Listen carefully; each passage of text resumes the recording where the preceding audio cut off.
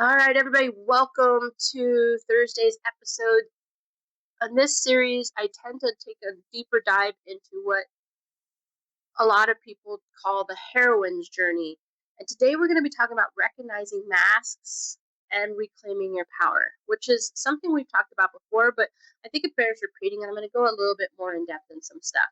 By the way, I'm Kim. I'm a spiritual wellness coach and Jungian mystic, and I like to help women remember who they were before survival became a personality, before conditioning took over, before the shoulds, you should do this, you should do that, came into play, right? We're diving into the masks, like I said, and we're going to talk about the roles you learned to play to stay safe, liked, or even needed, right? Here's the thing. You're not alone, okay? Everyone wears masks. I wear masks. The problem isn't that you have them, because sometimes they're needed, right? It's forgetting that you can take them off. That's the problem, right? That mask, it's really heavy when you don't ever take it off, right? So, there is a core moment in the heroine's journey as you're going from the inner world, trying to figure everything out, where seeing the mask and understanding why it formed and choosing your power over that performance becomes imperative, right? So let's talk real quick, just as a recap, because I know I've done one on this before, but masks, what are masks? Masks are versions of you that aren't really authentic. They're not fully authentic. So sometimes there's pieces of you in them, right? Sometimes they're for protection, not so much for your self-expression, right? Um, there's some common masks I see all the time. Let's look at a couple of them. How about the perfect achiever? Success is kind of like armor. Uh, but even if you get there, sometimes that person, that mask, is afraid to actually be the person who runs the show, right? So it can be a tricky one. You have someone who's always cheerful, right? Because emotional discomfort it's hard to handle, so they bury it under positivity. Um, you know, and that's not healthy either. You have to address these issues. How about the strong, independent woman? By the way, that is a mask, but it is also something that's super powerful, and honestly, what most of us are working for, right? That mask, though, in particular, is there because being vulnerable feels unsafe, right? So I can do everything myself. I don't need you. I don't need anything. I can do it. I'm a woman. Hear me roar, right? Which is great as long as it's not hiding that vulnerability, right? Because vulnerability is part of being a woman too. It's part of being a man too. It's part of being non-binary too. Vulnerability is part of being human, right? Because we're all human, right? The thing that I think we have to look at is that we have to reframe how we look at it, right? These masks weren't mistakes. They were there as survival strategies, right? So, but what are they now? They could be costing you a lot of different things: intimacy, ease, joy, right? And the heroine's journey is kind of where you begin to ask, who am I without this specific persona, right? And as always, you guys know, I use tarot and astrology and mindfulness to help decondition so that women can get back to their true authentic self and live a path that's really in alignment with who they really are, right? So how does astrology and tarot work to expose these masks? Well, here's the thing. They are there to reveal some stuff, right? Masks, we're gonna really focus on the big three in astrology, because masks live there in the chart quite frequently. A lot of the other placements are all subject to trickle down from that, right? At least that's how I feel. So the sun is your core self, and this is where the shoulds live.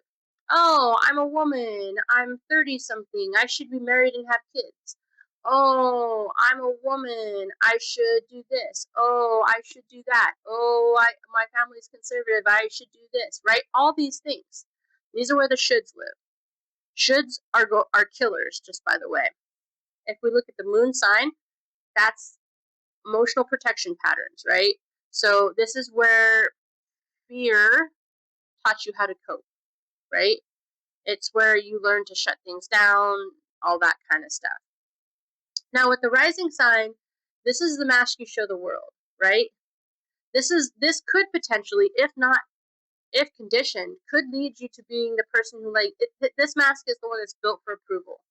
This is the one where first impressions shine, right? This is the one where this is oftentimes where the people pleasers happen, right? This is often where oh, I want to shave my head and dye my hair purple. Oh, that's not acceptable. I need to stay. There's this mask is built to for approval, and that's always going to be wrong, right?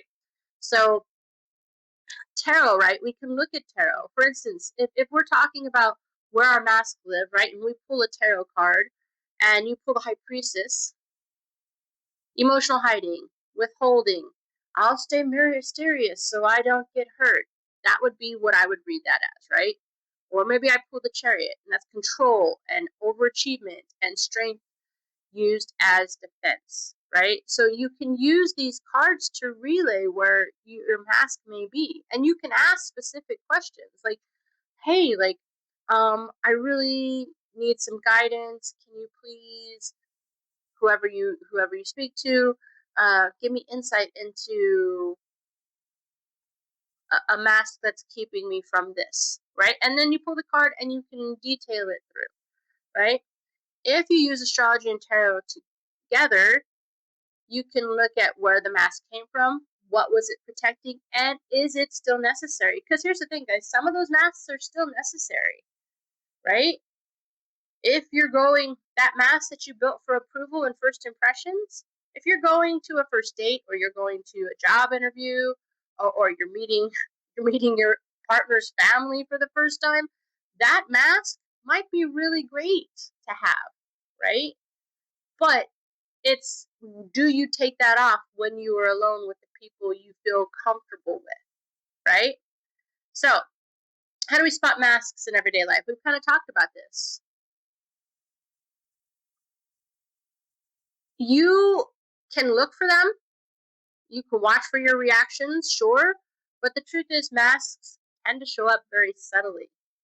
So, clues that masks are in action, right? Energy drain. If certain things leave you exhausted, that could be a sign that there was a mask involved, right? Because staying in that character or staying in that persona can be very draining for energy.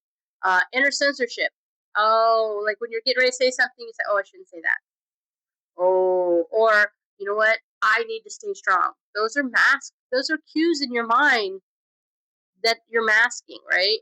Um, Maybe you have this really authentic something, but you hesitate, you know, because you don't want, anyone to see you being real, right? They won't accept you.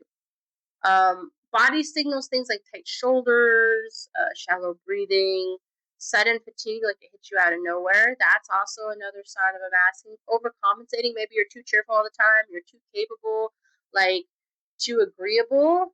Those are all signs that you're masking, because guess what? I love us all, but all of us have moments where we're not happy. You're not cheerful, right? Sometimes there's things we can't do and we need help, right?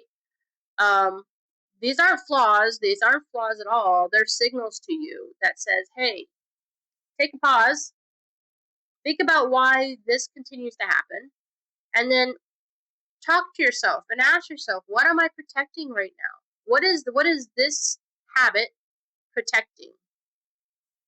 And is it worth the cost that it has, right?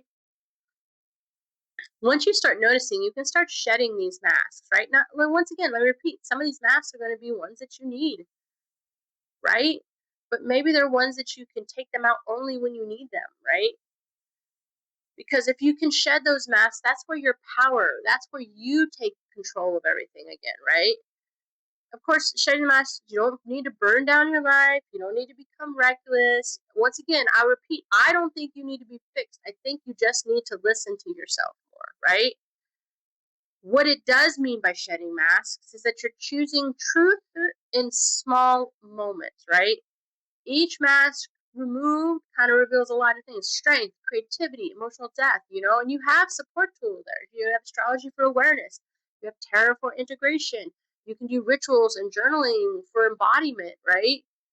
When the power returns, it returns through speaking honestly, feeling fully, and honoring your needs, right? Survival moves to sovereignty. And that's where the spark lies. So I think here's the thing, we're wrapping it up. Recognizing your masks is actually an act of courage, guys. And removing them is an act of devotion to yourself. But please, just start gentle and be gentle with yourself. Observe, experiment, choose truth when it feels safe, right?